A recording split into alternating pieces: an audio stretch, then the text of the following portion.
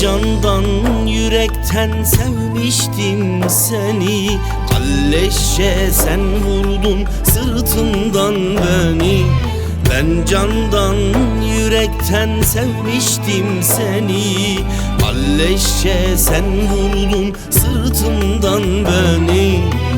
Nereye gidersen umrumda değil. Ölsem bile gelme istemem seni.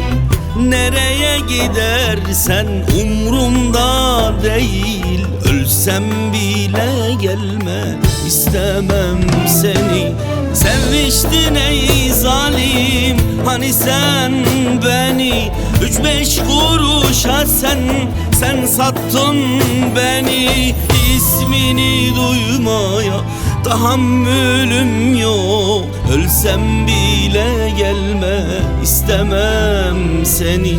Yüzünü görmeye tahammülüm yok. Ölsem bile gelme istemem seni. Gittin ya, kalbimi de kırdın, sazımı da. Bu yaptığını unutma sakın. Ne benim ne sazımın kalleşlerle asla işi olmaz. Seninle de işim olmaz. Çünkü sen bir kalleşsin. Kalleşsin lan, kalleş.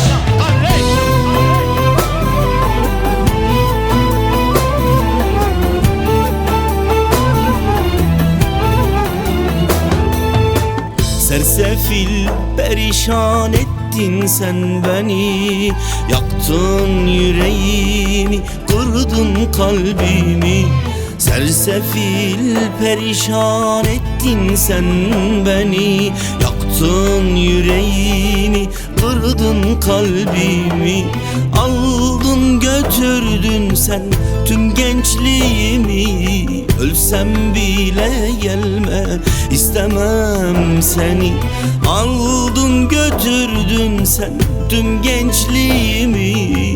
Ölsem bile gelme istemem seni. Sevmiştin ey zalim hani sen beni. 3-5 kuruşa sen sattın beni.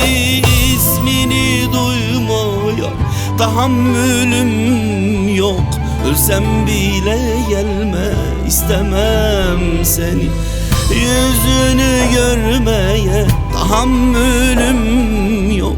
Ölsem bile gelme istemem seni. İsmini duymaya tahammülüm yok. Ölsem bile gelme istemem seni.